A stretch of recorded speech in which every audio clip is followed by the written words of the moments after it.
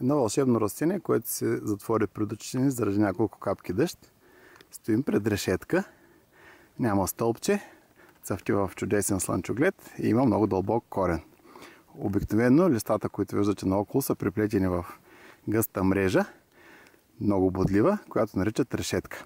В миналото жените са отрязвали едно съцветие заедно с околните листа и са го украсявали с червени конци, с варак, т.е. нещо като станиол.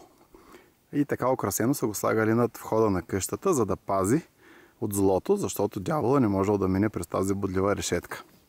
В наши дни се опитват да му припишат някакви вълшебни свойства по отношение на различни заболявания, но като цяло не е добре да го използваме, защото се използва коренът му.